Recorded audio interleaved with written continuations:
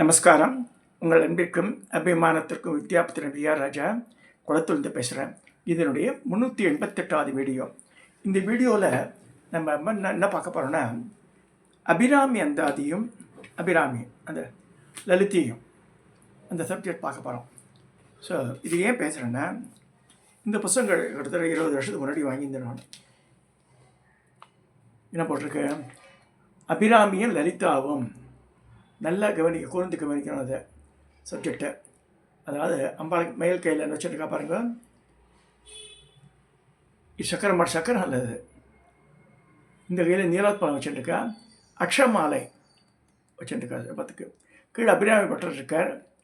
இதை கொஞ்சம் மாடர்ன் ஆட்டம் போட்டிருக்கா இந்த ஆர்ட்டை. இதில் அபிராமி அம்மன் எப்படி இருக்கான்னு நான் அந்த காலத்தில் போட்ட 20 வருஷத்துக்கு முன்னாடி போட்ட படம் அது. மேல் கையில் அக்ஷமாலையும் ஒரு கையில் நீலோத்பலத்தை வச்சுட்டு இருக்கா அம்பாள்.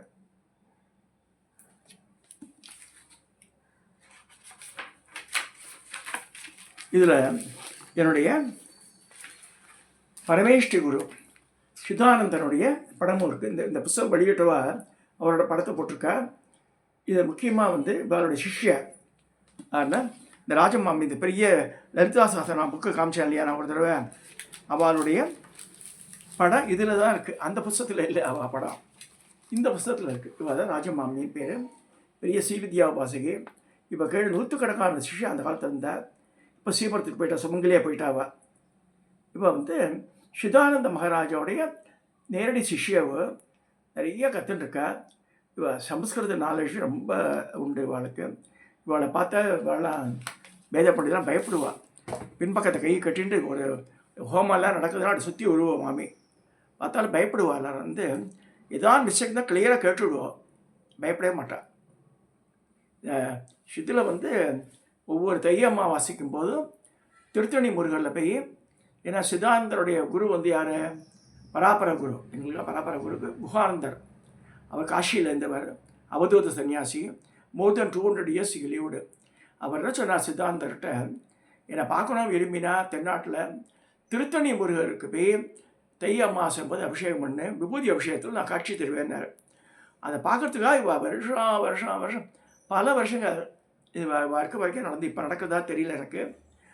இப்போ நடந்துட்டுருக்கும் இருக்கலாம் வாய்ப்புண்டு. நான் பார்த்தது இல்லை அந்த திருத்தணி முருகர் அபிஷேகம் பார்த்துருக்கேன், தை அமாவாசையும் போது போய் பார்த்தது இல்லை நான். ஸோ கம்மிங் டு திஸ், தை அமாவாசையோட 2 இது. ஏன்னா தை அமாவாசைக்கு நீராடுறதுக்கு தான் சரபோஜி மகாராஜா வரான் இங்கே திருக்கடையூருக்கு. கடல் நீர் ஆடிட்டு இது வரும்போது சுப்பிரமணியம்ன்ற இவரை கொண்டுருக்கார், யார், அபிராமி பட்டர் திருக்கடையூர் சன்னதியில். அப்போ ராஜா கவனிக்கலை, அந்த பட்டர் பயப்படுறார், இந்த மாதிரி வந்திருக்காரு.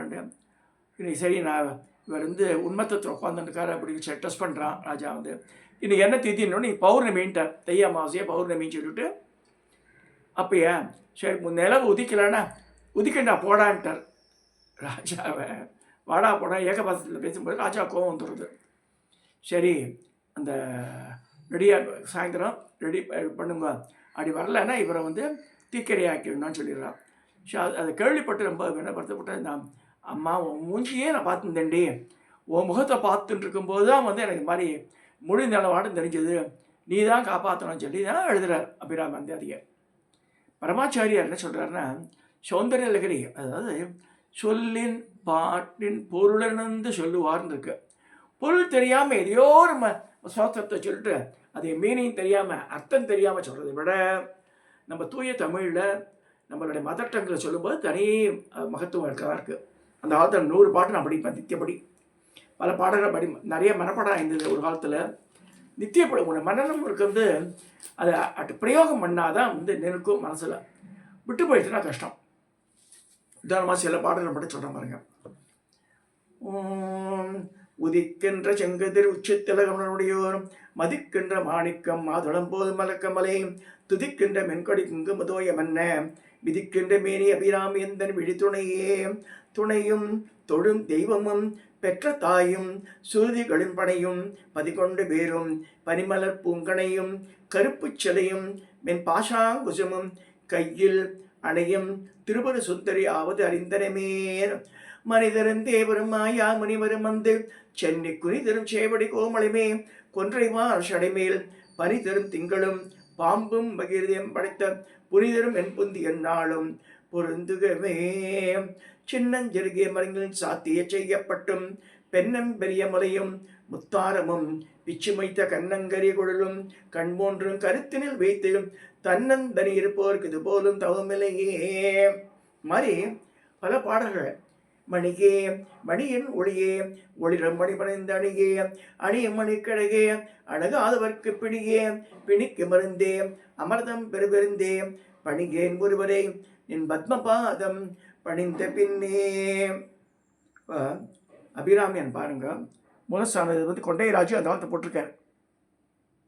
மேல் கையில் அக்ஷமாலை வச்சுட்டுருக்க, நீலோத்பலத்தை வச்சுட்டுருக்க, முன் கையில் வராபயம், கரும்பை சாத்தி வச்சிருப்பா, அவ்வளோதான். கரும்பும் மெல்லும் அப்படிலாம் சொல்கிறா. கரும்பு சாத்தி வச்சிருப்பா, அவ்வளோதான். மலக்கணை எங்கே வந்து இப்போ ஆத்தாளை எங்கள் அபிராம வல்லையே அண்டமெல்லாம் பூத்தாளை மாதுளம்பூ நிறத்தாளை புவியடங்க காத்தாளை ஐங்கணை பாஷாங்குசமும் கரும்பும் அங்கே சேர்த்தாளே முக்கண்ணியை தொழுவார் குறித்திங்கில்லையே அப்படின்றார். அப்போ எதை வச்சுன்னாருன்னா லலிதா தான் உபாசனை பண்ணியிருக்காரு. ஆக்சுவலாக அவர் யார்?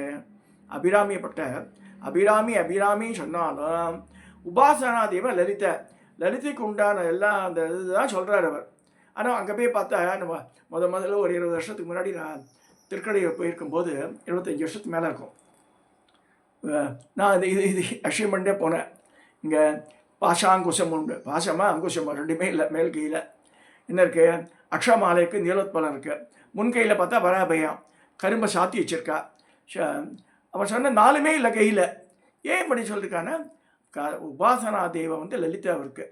ஆனால் சொல்கிறது அபிராமின்னு சொன்னார் தவிர அபிராமிக்கு அந்த இதெல்லாம் கிடையாது. நல்லா புரியும். இது எத்தனை பேர் நோட் பண்ணாலும் தெரியாது எனக்கு. சில பேர் தெரிஞ்ச வாழ்க்கை தெரியும், அது தெரியாத வாழ்க்கை நான் சொல்கிறேன். அவருடைய உபாசனா தெய்வம் லலிதா தான், அத்தாரிட்டி தான். அதனால தான் இந்த புஸ்தகமே வெளிவந்தது. லலிதையும் லலிதையும் இந்த புஸ்தகம் ஏன் போட்டானாவ இதை வச்சு தான் போட்டிருக்கேன். அந்த மீனிங் யார் இதை எழுதினார்னா பெரிய ஸ்காலர் அவர் எழுதியிருக்காரு.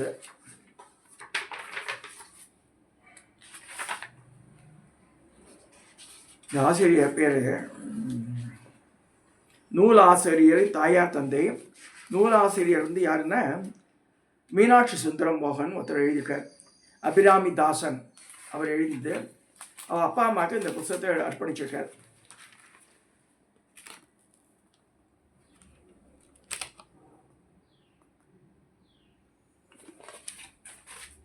இதில் இப்போ தான் பார்த்தேன் நான்.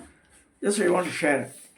இவள் வந்து இந்த ராஜமாமின்ற அந்த சூரிய மாமி அவள் எழுதியிருக்கா ஒரு இந்த இதில் உண்டான இந்த ஒரு உரை எழுதியிருக்கா. அதுக்கு குருவே சரணம் போட்டு, குரு அருள் இல்லையேல் திருவருள்ளை ஸ்ரீ குருவே சர்வகாரண பூதாசக்தி அப்படின்னு போட்டு, அவளை அறியா அமரரும் இல்லை, அவளென்று செய்யும் அருந்தவம் இல்லை, அவளென்று ஐவரால் ஆவதொன்றில்லை, அவளின்றி ஊர் புகுமார்க்கு அறியேனே திருமந்திரத்தில் 1053 பாடல் சொல்கிறது. அபிராமிய லலிதாம் என்ற நூலுக்கு பெயர் சூட்டியிருப்பதே ஆதியை மந்தம் என்ற அற்ற சிவையே அபிராமி எந்தாதி தள்ளுகிறது. இந்த மாமி எழுதி கொடுத்துருக்கா. இதை வந்து இவாளோட உரை. அதில் கடைசியில் பாருங்கள், அந்த அந்த குரு சிஷ்ய மனோபாவம் என்ன போட்டிருக்கா? ஸ்ரீ சிதானந்த பாதரேணு என்ன எழுதியிருக்க? சிதானந்தருடைய பாதத்தின் தூளி, அதாவது அந்த துகள் பாதத்தில் இருக்கிற இந்த தூசு மலை இருக்கு இல்லையா, பாத ரேணுன்னா பாதத்துலேருந்து உதிரக்கூடிய அந்த இது. சில பேர் சந்தன குழம்பு வச்சிருப்பார், பெண்களை அந்த மஞ்சள் பொடி அதெல்லாம் நலங்களான்ட்ருப்பார். இந்த பாத ரேணுன்றது பாதத்துலேருந்து உதிர்ந்த இது. அந்த மாதிரி வந்து சிதானந்தருக்கு அவ்வளோ இம்பார்ட்டன்ஸ் கொடுத்து வந்து தன்னை எப்படி தாழ்த்தி சொல்லிட்டு இருக்கா பாருங்க. இது அவளுடைய தன்னடக்கத்தையும் அவளுடையும் காமிக்கிறது. ஸோ இந்த புத்தகத்துக்கு பேக் சைடு இதுதான் லலிதாம்பிகா. இந்த சைடில் 4 பேர், இந்த சைடு 4 பேர் இருக்கா. வசனி, காமேஷி, மோதினி, பொம்மலா, அருணா, ஜெயினி, சர்வேச்சரி, கௌலினி, இந்த 8 பேர் பக்பாதினிகள் இருக்கா. முன்பக்கத்தில் அபிராமந்தாதியும் அபிராமி அம்மனும் கீழே வந்து இந்த அபிராமி பட்டர் அவர் இருக்கார். ரொம்ப அற்புதமான நூல் இது. வாங்கி 25 வருஷத்துக்கு மேலே ஆச்சுது.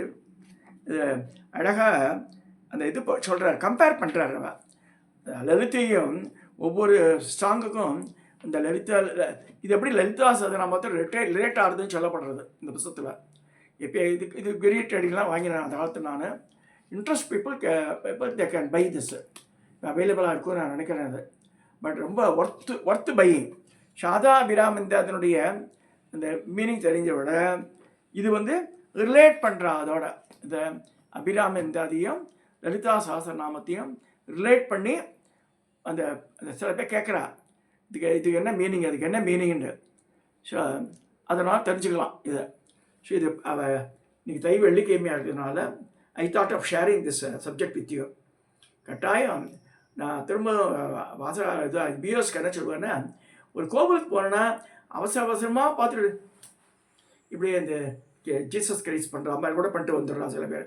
இப்படின்ற மொத்தம் கொடுக்குற மாதிரிலாம் பண்ணுற பஸ்ஸில் போகும்போது நான் பார்த்துருக்கேன். அப்படிலாம் பண்ணக்கூடாது. அதாவது அந்த ரூபத்தை ரசிக்கணும். அந்த அம்பாள் கையில் என்ன வச்சுட்டுருக்கான்னு பார்க்கணும். ஏன்னா ஒவ்வொரு கோவில்லையும் அந்த ரூபத்தை வச்சு தான் வந்து அதோட பலாபலன்களாக சொல்லியிருக்கு. அதனால் அதை கட்டாயம் நோட் பண்ணணும். 2 கை அம்பாளா 4 கை அம்பாள், நார்மலாக தொண்டை மண்டலத்தில் இருக்கிறதெல்லாம் வந்து 4 கை அம்பாள் மோஸ்ட்லி. எங்கே வித்தியாசப்படுதுன்னா ஸ்ரீகாளஹஸ்தி, அங்கே மட்டும்தான் ஞான பிரசூனாம்பிகை, ஞான பூங்கோதைன்னு சொல்கிற அம்பாள் வந்து கையில் மலர் வச்சுட்டுருப்பா, ஒரு கையை தொங்க விட்டுருப்பா. பிரம்மாண்ட் பெருசாக இருக்கும், கிட்டத்தட்ட 6-7 அடி உயரம் இருக்கும் அம்பாள். அதே ரூபம் சின்னதாக இருக்கிறது திருவண்ணாமலையில் உண்ணாமலை அம்மன். அப்பீத குஜாம்பிகை, அவருடைய முலையில் யாரும் பால் பருகாதவான்னு அர்த்தம். மீனிங் தெரிஞ்சுக்கணும். உண்ணாமலை கிடையாது, உண்ணாமுலை அம்மன் பேர். ஸோ அப்பீத குச்சம்ன்றது முலையை குறிக்கிறது. அதில் யாரும் பால் குடிக்கலை அப்படின்னு சொல்லப்பட்டிருக்கு. அப்போ யார் குடிக்கணும்னா சௌந்தர்ய அந்த அம்பாளுடைய இந்த தனஸ்தானத்தை பிடிச்சிட்டு குழந்தை பிள்ளையார் குடிக்கிறது தான் பாலை. தான் தலையும் அந்த மத்தகம் இந்த மாதிரி இருக்கு இல்லையா, அது தொட்டு பார்த்துக்கிதான் சந்தேகமாக இங்கே இருக்கிற மாதிரி இங்கே இருக்குன்னு. ஸோ அது மாதிரிலாம் போட்டிருப்பா. ஆனால் அதெல்லாம் கவிகளுடைய கற்பனை. ஆனால் வந்து உண்மையாக என்னென்னா அம்பாள் வந்து யாருக்கும் பால் தந்தது இல்லை. ஏன்னா அவளுக்கு அந்த மாதிரி குழந்தையே பிறக்கலை. இது எப்படி ஆச்சுதுன்னு ஒரு கதை இருக்குது. பரமேஸ்வரன் பார்வதி விவாகன பிறகு இந்த கைலாசத்தில் பல விதமான குகைகள் இருக்குது. அந்த குகைகள்லாம் தங்கி ரெஸ்ட் எடுத்துட்டு அவள் இன்பம் தூச்சுட்டு இருக்கா. அந்த மாதிரி இருக்கும்போது சரவணனுடைய சூரபத்மனுடைய இது அட்டகாசம் தாங்காமல் தேவர்கள்லாம் வந்து சீக்கிரம் சரவணனோட உதயம் ஆகணும்னு சொல்லி டிஸ்டர்ப் பண்ணுறா. பரமேஸ்வர பார்வதி தனியாக இருக்கும்போதுமே அவளை கதவை தேடி கூப்பிட்ற மாதிரி பாறையை அடிச்சு வச்சிருக்கா அவள். அப்போ பார்வதி கோவம் வருது, வெளில வரா. கொஞ்சம் கூட நிம்மதியாக இல்லை. நாங்கள் தான் வந்து ஹனிமூனோட வந்திருக்கோமே இந்த இடத்துக்கு, இங்கே வந்து கழுத்த வைக்கல வந்து உங்களுக்கு யாருக்குமே குழந்தை கிடையாதுன்ட்டா. தேவர்களுக்கு யாருக்குமே குழந்தை கிடையாது. பார்வதி சாபம் அது. அவளுக்கு இவ்வாறால் டிஸ்டர்பன்ஸ் ஆனது என்னாச்சு, அவளுக்கு யோனியில் குழந்தை பிறக்கல. ஸோ இந்த மாதிரி ஆகிடுறது. ஸோ அதனால தான் வந்து முருகப்பெருமானே வந்து இறைவனுடைய அந்த இதுலேருந்து நெற்றுக்கள்லாம் தோன்றியான் இருக்கு. பரமேஸ்வரன் தான் எல்லாமே அவர் நினச்சி உண்டாக்குறார். இந்த நம்ம வீரர்கள் கூட அப்படி தான். பார்வதி ஈஸ்வரன் வந்து ரொம்ப இது பண்ணும்போது கூப்பிட்றாரு. அவர் மேக்கலை பிடிச்சி இருக்கிறார். அவள் எழுந்து போயிடுறான் கோச்சுண்டு. அப்போ இந்த நவரத்தனங்கள்லாம் கீழே விழுந்துடுறது கைலாசத்தில். அப்போ அந்த நவரத்தனங்களில் ஒவ்வொரு இடத்துலையும் பார்வதியோட பிம்பம் பிரதிபலிக்கிறது ஈஸ்வரன் பார்க்குறாரு. அப்போ அந்த நவரத்தனங்கள்லாம் மாணிக்க வெள்ளி, முத்து வெள்ளி, அது மாதிரி பெண்களாக மாறிட்டா. அவள்லாம் பெண்களாக மாறி உடனே கர்ப்பம் தரிச்சிடுறான். அவளுக்கு பிறக்கிறது தான் வந்து நவ வீரர்கள். வீர மகேந்திரன், வீரபாகு, வீரகேசரி அப்படிலாம் வரும். 9 பேர். திருத்தணி கோவில் உள்ள நுழைஞ்ச மேலே இந்த பிள்ளையார் சன்னதி இருக்குது பெருசாக ரைட் ஹேண்ட் சைடில். ஸோ அந்த சைடில் வந்து பார்த்தா வரிசையாக வெள்ளிக்கவசம் சாத்தி இந்த நவவீரர்கள் இருப்பாள். சூரியன் தனியாக இருக்கும், நவவீரர்கள் பார்க்கலாம். அங்கே சில கோவிலில் நவவீரர்கள் பார்க்க முடியும்.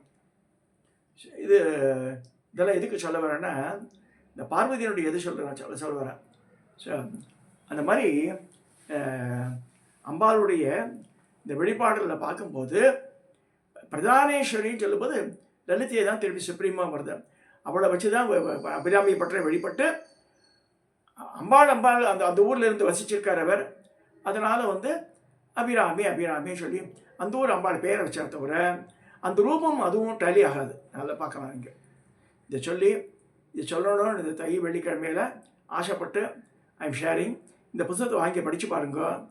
ரொம்ப you can get some knowledge on this. இதை சொல்லி நான் இந்த டாப்பிக்கை நிறைவு செய்கிறேன். தயவுசெய்து சப்ஸ்கிரைப் பண்ணுங்க, ஷேர் பண்ணுங்க, லைக் பண்ணுங்க.